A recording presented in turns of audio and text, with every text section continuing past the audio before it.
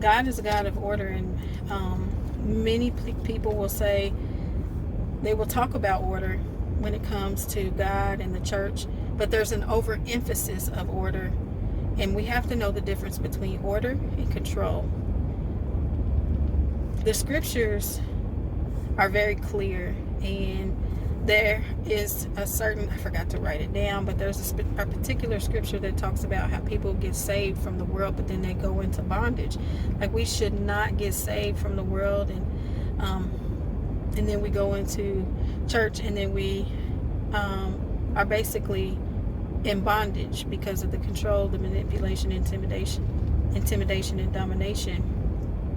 And unfortunately, when we either haven't really studied the Bible, or studied to show ourselves approved, or grew up like not really understanding certain things about God or His Word, we easily get into bondage, not realizing it, because a lot of people in certain positions and hold certain titles use their position and titles for their own selfish gain, for whatever it is. It could be for money, could be because they're rejected, and because they're so rejected, they control people, and it's just unfortunate.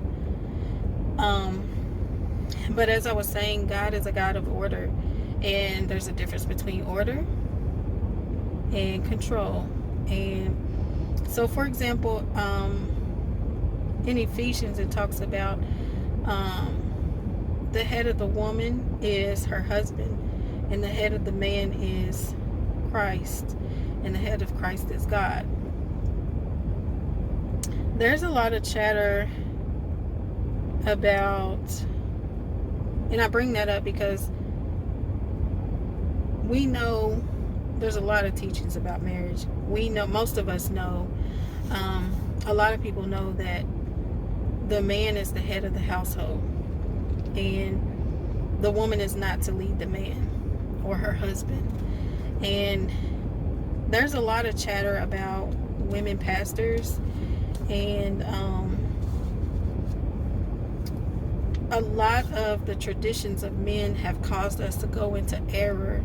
And this is not to say because we don't dislike or not love somebody because they're doing something that is not in the Word, but sometimes people don't know, and then there are that do know, and they try to justify it, and then there are people that follow these people that justify it, and unfortunately they don't realize that they are in idolatry, and they are defending the person that's in error, and that's unfortunate.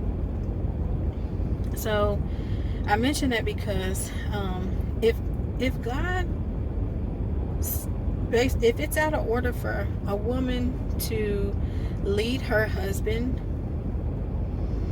I don't understand why we don't grasp the fact that if we can't lead our own husband, or a woman can't lead her husband, that a woman shouldn't lead somebody else's husband, like being over a church. And then I also was reading recently, and it's interesting how certain thoughts come to mind.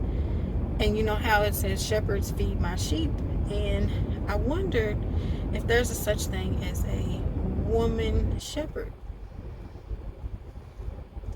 And there is, but it's called shepherdess.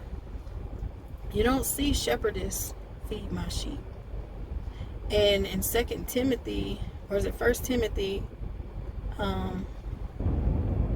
wherever it tells, 1 or 2 Timothy, I'll post the scripture where it tells the qualifications of a man that desires to become a deacon or elder, has to be husband of one wife. It's always the male is put in a position of authority, right? And you don't see deaconess in there, just like you don't see shepherdess. There's a reason for all of this,